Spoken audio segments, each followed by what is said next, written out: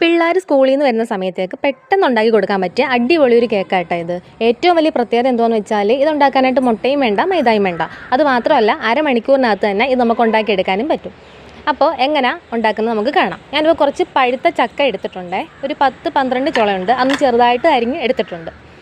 ഇനി നമ്മുടെ മിക്സിയുടെ ജാർ എടുത്തിട്ട് അതിലേക്ക് 1 കപ്പ് റവ ഇട്ട് കൊടുക്കാം. എന്നിട്ട് അരിഞ്ഞ് വെച്ചേക്കുന്ന ചക്ക അതും 1 ഗ്ലാസ് നിറച്ച് അതിലേക്ക് ഇട്ട് കൊടുക്കുക. ഒരു 1/4 കപ്പ് അളവിൽ പഞ്ചസാര ചേർത്ത് കൊടുക്കാം. ചക്കപ്പഴം ചേർക്കുന്നതുകൊണ്ട് അത്യാവശ്യം മധുരം ഉണ്ടാവും. അപ്പോൾ അതനുസരിച്ച് പഞ്ചസാര ചേർത്താൽ മതി. ഇനി അതേ ഗ്ലാസ്സിൽ 1/2 ഗ്ലാസ് പാലും കൂടെ ഇതിനകത്തോട്ട് ചേർത്തിട്ട് ഇത് നന്നായിട്ട് നമുക്കൊന്ന് അടിച്ചെടുക്കാം.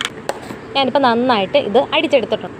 ഇത് വേറൊരു പാത്രത്തിലോട്ട് മാറ്റിയിട്ട് ഒരു 10 മിനിറ്റ് ഇതൊന്ന് റെസ്റ്റ് ചെയ്യാനായിട്ട് വെക്കാം.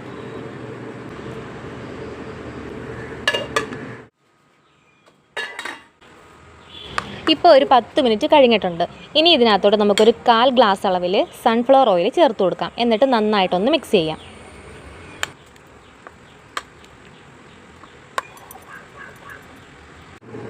ഒരു spoon baking powder, 1/4 spoon baking soda, അല്പം ഉപ്പ് ഇത്രയും കൂടെ ചേർത്തിട്ട് നന്നായിട്ട് മിക്സ് ചെയ്യാം. കേക്ക് ടിന്നൊക്കെ റെഡിയാക്കി വെച്ചേക്കണം കേട്ടോ, ബട്ടർ പേപ്പറൊക്കെ ഇട്ടിട്ട്.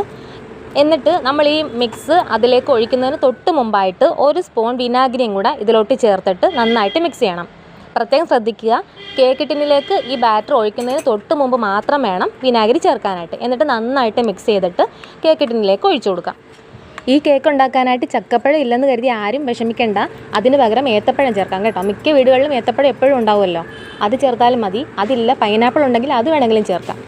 അപ്പോൾ കേക്ക് ടിന്നിലേക്ക് മാവൊക്കെ ഒഴിച്ചിട്ട് നന്നായിട്ട് ഇതിൻ്റെ മുകൾ വശം ഒന്നിങ്ങനെ ആക്കി കൊടുക്കണം. ഇനി നമുക്ക് ആ അരിഞ്ഞ് വെച്ചതിൻ്റെ ബാക്കി ചക്ക കുറച്ചിരുന്നത് അതൊന്ന് മുകളിൽ ഇട്ട് കൊടുക്കാം. ഉണ്ടെങ്കിൽ ഇട്ട് കൊടുത്താൽ മതി, ഇട്ടില്ലെങ്കിലും കുഴപ്പമൊന്നുമില്ല. ഓവനകത്ത് 180 ഡിഗ്രി സെൽഷ്യസിൽ 15 മിനിറ്റ് നേരമാണ് ഈ കേക്ക് ബേക്ക് ചെയ്തെടുത്തത്. ഞാൻ ഓവൻ ഇല്ലാത്തൊരു വിഷമിക്കേണ്ട. ചുവട് കട്ടിയുള്ളൊരു പാത്രം ഗ്യാസ് അടുപ്പിൽ വെച്ചിട്ട് 5 മിനിറ്റ് പ്രീ ഹീറ്റ് ചെയ്തിട്ട് അതിലേക്ക് കേക്ക് ടിൻ ഇറക്കി വെച്ച് ഒരു 15 മിനിറ്റ് അല്ലെങ്കിൽ 20 മിനിറ്റ് അപ്പോഴത്തേക്ക് കേക്ക് റെഡിയായി കിട്ടും. എന്തായാലും നമ്മുടെ കേക്ക് ഇവിടെ റെഡി ആയിട്ട് കിട്ടിയിട്ടുണ്ട്. റവ വെച്ചിട്ടാണ് ഇത് ഉണ്ടാക്കിയെന്ന് കഴിക്കുന്നവർക്ക് മനസ്സിലാകത്തേ ഇല്ല, അത്രയ്ക്ക് നല്ല സോഫ്റ്റ് കേക്കായിട്ട്. അന്നേരം ചക്കപ്പഴവും റവയും കൊണ്ടുള്ള ഈ കേക്ക് നിങ്ങൾക്ക് എല്ലാവർക്കും ഇഷ്ടപ്പെട്ടെന്ന് കരുതുന്നത്.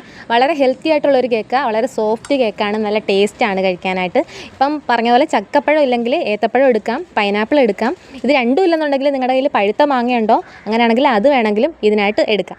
ഏതെടുത്താലും റവ ചേർക്കുന്ന അതേ അളവിൽ തന്നെ ചേർക്കാനായിട്ട് ശ്രദ്ധിക്കുക. അതുപോലെ മധുരം എടുക്കുന്ന ഫ്രൂട്ടിൻ്റെ അനുസരിച്ച് കൂട്ടിയും കുറച്ചൊക്കെ നിങ്ങളുടെ ഇഷ്ടത്തിന് ചേർക്കാം. അന്നേരം എല്ലാവരും ട്രൈ ചെയ്ത് നോക്കുമല്ലോ. എന്നിട്ട് ഫീഡ്ബാക്ക് തീർച്ചയായിട്ടും എന്നെ അറിയിക്കണം. പുതിയ വീഡിയോയുമായിട്ട് വീണ്ടും കാണാം. Thanks for watching.